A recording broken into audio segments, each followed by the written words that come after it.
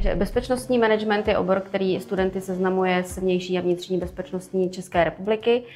Obor, který seznamuje studenty celkově s bezpečností, s tím, co je důležitý pro ochranu zdraví, majetku a bezpečí všeobecně a vůbec. Své studenty se snažím naučit jak teoretické znalosti, tak tyto teoretické znalosti prohlubovat o své praktické zkušenosti, které si já sám nadále vlastním samostudiem a samostatnou bezpečnostně privátní činností prohlubuji a zdokonaluji.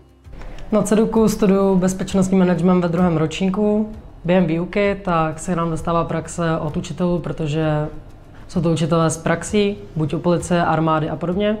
V rámci propojení teoretické výuky a praktické výuky studenti navštěvují řízenou praxi a dále společně navštěvujeme v rámci exkurzí různé instituce zabývající se bezpečnostní management, jako jsou kryty civilní ochrany, případně ústavy soudního lékařství a další instituce. Na naší škole se snažíme studentům předat nejenom teorii, ale ukázat i spoustu věcí z praxe. To znamená, že konkrétně na mých předmětech se studenti podívají na různé složky policie.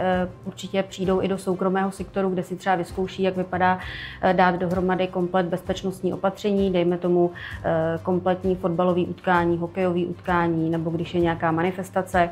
Jsou účastní přímo i ve štábu, že se podívají, jak to vypadá, když se skutečně něco děje.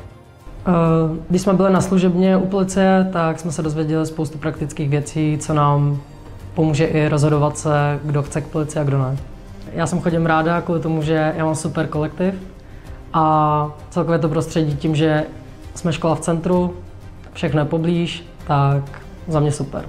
Absolvent oboru bezpečnostní management najde širokou škálu uplatnění v jednotlivých bezpečnostních složkách České republiky, jako policie, vězeňská služba, hasičský záchranný sbor a v dalších sektorech privátní bezpečnosti na území České republiky, ale i v evropském rozsahu.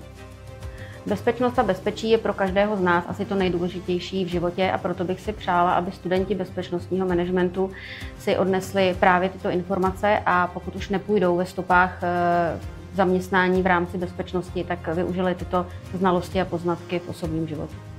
Mým cílem ve výuce je naučit, aby se studenti sami chovali kreativně a operativně a dokázali tak využívat své teoretické znalosti ve svém praktickém profesním životě.